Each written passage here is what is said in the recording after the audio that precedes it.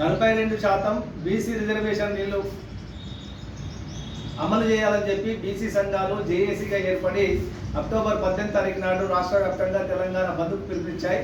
ఆ బంద్లో CPML new democracy పాల్గొంటుంది. ప్రజలు కూడా స్వచ్ఛందంగా బంద్ చేయాలని చెప్పి CPML new democracy Armoor division తరఫున ఆర్మూర్ ప్రజలకు విజ్ఞప్తి చేస్తా ఉన్నాం. ఎందుకంటే గతంలో జనాభా ప్రాతిపదికన రిజర్వేషన్ ఉండాలని చెప్పి పోరాటం వచ్చింది, ఆందోళన వచ్చింది. ఇవాళ ఎన్నికల్లో రేవంత్ రెడ్డి 42% రిజర్వేషన్ ఇస్తామని హామీ ఇచ్చి ఆ హామీ మేరకు తెలంగాణ అసెంబ్లీలో అన్ని పార్టీల ఆమోదంతో ఒక బిల్లుని ఆమోదించారు. దాని ప్రకారం ఈ 42% బీసీలకు రిజర్వేషన్ ఇవ్వాల్సి ఉంటుంది. కాబట్టి ఆ బిల్లుకు ఆమోదం తెలపాలని చెప్పి గవర్నర్ గారికి పంపితే గవర్నర్ ఆమోదించలేదు. అదేవిధంగా కేంద్రానికి పంపితే కేంద్ర ప్రభుత్వం కూడా ఎటువంటి స్పందన లేదు. కాబట్టి ఇప్పటికైనా ఈ తెలంగాణ రాష్ట్రం అన్ని పార్టీలు సమర్థించినాయి.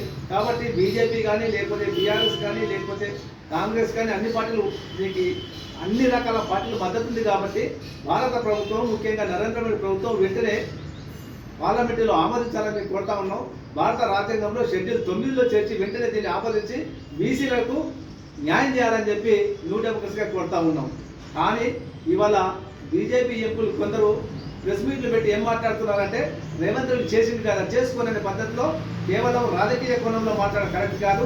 ఎవరు రాజకీయ కోణంలో ఎవరి ఇంకొకరిని ఇబ్బంది పెట్టడం కోసం చేసినటువంటి కుట్రలు కుతంత్రాలు ఎవరైనా అటువంటి మనసులో ఉన్న వాటిని మానుకోవాలి. బీసీలకు న్యాయం చేయాలి.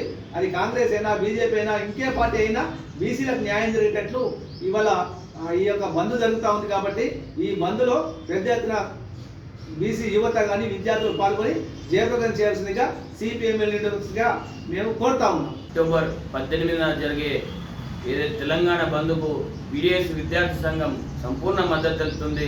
ప్రధానంగా జన ప్రాతిపదిక మీద గతంలో జరిగిన పోరాటాల వల్లనే ఈరోజు రిజర్వేషన్లు అనేవి వచ్చినాయి. దాంట్లో ప్రధానంగా ఈరోజు తెలంగాణ రాష్ట్రంలో అత్యున్నతగా విద్యార్థులు కానీ యువత కానీ లేదా ఇక్కడ ఉన్న ప్రజలు ఎక్కువ కూడా బీసీ సామాజిక వర్గం చెందిన వాళ్ళుగా ఉన్నారు. కాబట్టి వాళ్ళకి వెంటనే 42% రిజర్వేషన్ని కల్పించాలని చెప్పేసి కూడా బీడీఎస్ విద్యార్థి సంఘంగా మేము డిమాండ్ చేస్తూ ఉన్నాం.